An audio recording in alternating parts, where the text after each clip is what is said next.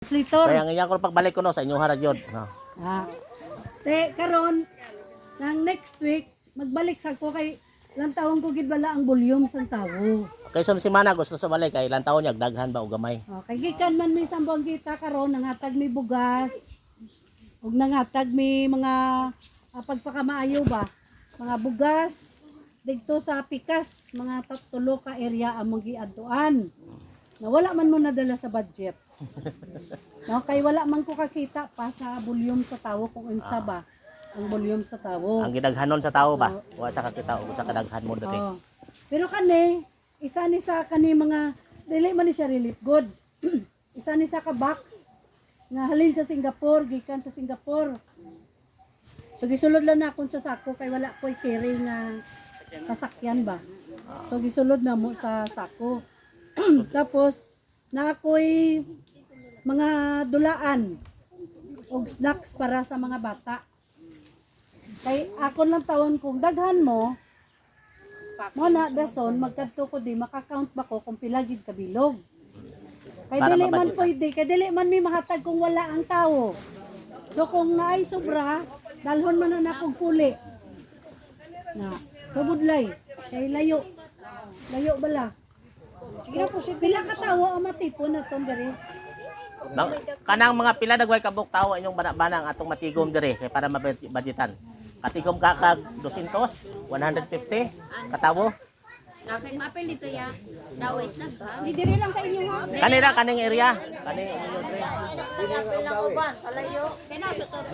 Okay na mga 100 siguro kaya na 100 kaya. Mga 100 siguro makaya na to magtapok dai. Para ang dili ang kana sa dili na sa inyo ihap-ihap ra nga wala kun dili kanang ihap na to para ang madala diri intact o sakto jud sa muang madala kay og ana ba kay basig kulang Mga tagtatag 5 ka kilo. kuha na po.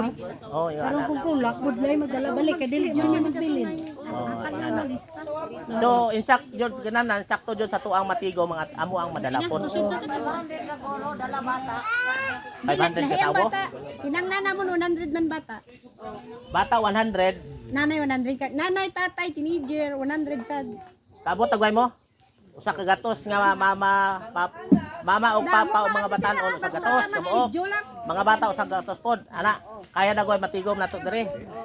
Oh, Ako hindi ko ata sa babaw. ana. Sige, pali. Okay. Pakilala. Ay, ako galing si Pastora Elizabeth Pescadero. Pastor ako sa City Harvest Church, Bacolod.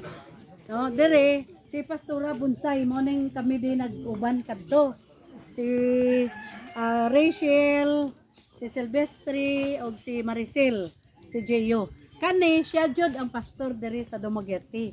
So si Pastor Ernesto Kadibida og si Buanog dako. Kay taga diri man sa. Taga diri no na siya mga pamilya taga diri lang.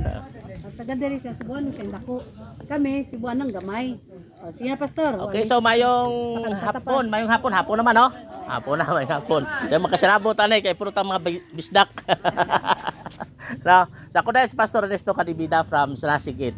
Nasigid sa Buanguita. No. So dol-dolan ako yung mga kuan diha. Then kani sa tanan is usa na siya kapamaagi nga makatapok mo sa mo makadungog mo may tungod sa pulong sa Dios. Okay?